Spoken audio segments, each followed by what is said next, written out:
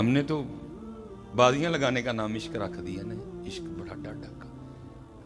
لیکن حضرت جی کر لو یار، کر لو، وقت بڑی تیزی سے گزر رہا ہے، کر لو.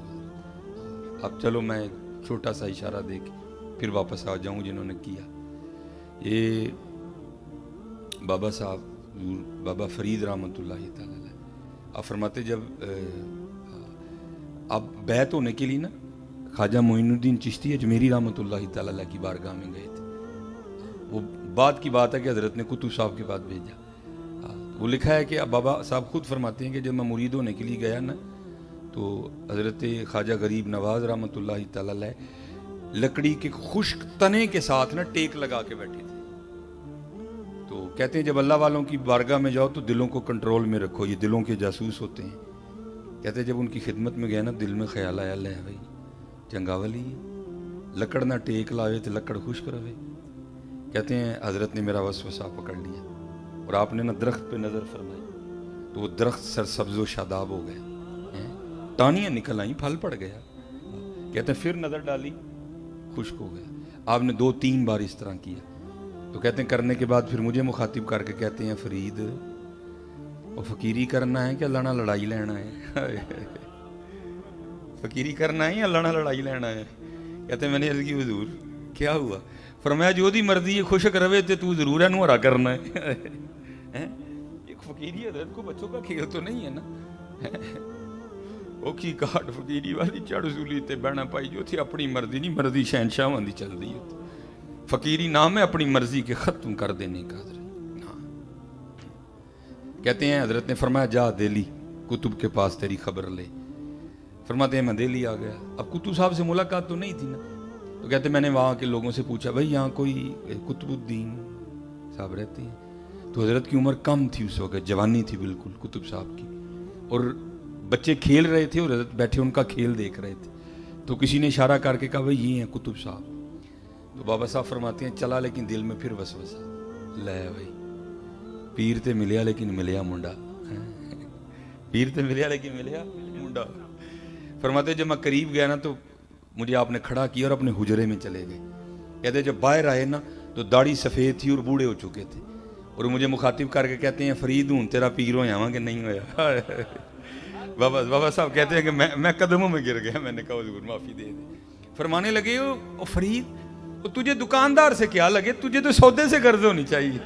ہاں سودا نہ ملے گا تو پھر تو گلا کرنا، تجھے جوانیاں بڑھاپے سے کیا لگے. حضرت بہرحال باتیں تو بہت ہیں. پھر آپ فرماتے ہیں کہ حضرت نے مجھے سیر و سیاحت کا حکم دیا. کہتے ہیں میں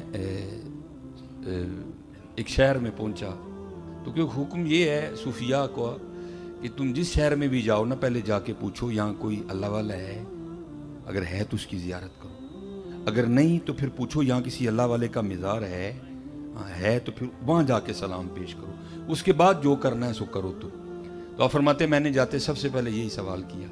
میں نے کہا بھائی یہاں کوئی مرد ہے کوئی ہے؟ تو لوگوں نے کہا بھائی یہاں تو نہیں ہے، یہ جو سامنے آپ پہاڑ دیکھ رہے ہیں اس کے اوپر ایک غار ہے، وہاں ایک مرد ہے، ذرا مشقت ہے جاؤ. بابا صاحب فرماتے ہیں میں نے بڑی مشقت اٹھائی اور میں گیا پہاڑ. اب فرماتے جب غار کے منہ پہ پہنچا نا تو وہاں جا کے کیا دیکھا کہ ایک ٹانگ ہے جو گھٹنے سے کٹی پڑی ہے غار کے منہ پہ اور خشک ہو گئی ہے، گوشت اور پوست نہیں کوئی بھی اس پہ، خشک بالکل ہڈی پڑی ہے. فرماتے میں بڑا گھبرایا بھائی یہ کیا ہے.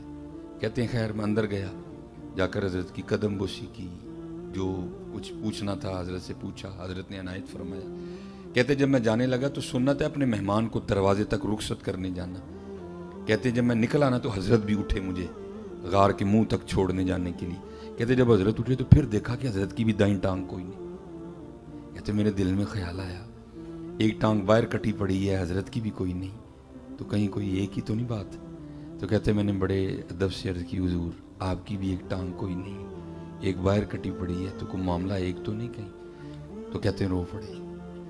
کہتے ہیں فرید میں یہاں عبادت کر رہا تھا، ریاضت کر رہا تھا قرب پانے کے لیے. تو حضرت جی چیک تو کرتے ہیں نا اینے جوگا ہویا ہے کہ نہیں ہویا، یہ چیک تو کیا جاتا ہے نا، پھر باتیں بنتی ہیں، ابھی تو نہیں بن جاتی.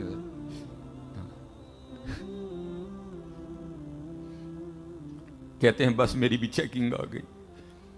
कहते 7 दिन तवातुर से बारिश बरसी और गार में इतनी सर्दी हो गई कि मुझे लग रहा था ये सर्दी मेरी जान लेगी। फरमाते 8वें दिन अल्लाह ने रहमत की और धूप निकली। कहते मैं गार के मुंह पे बैठा ना, सूरज से अपने वजूद को गर्म कर रहा था, तो चेकिंग कच्चा के पक्का। कहते एक औरत गुजरी और मेरी नज़र उसके चेहरे पे पड़ी। कहते बड़ी खूबसूरत लगी। मेरा जी चाहा कि मैं इसके पीछे जाऊं, जिसको जाके ना फिर देखूं।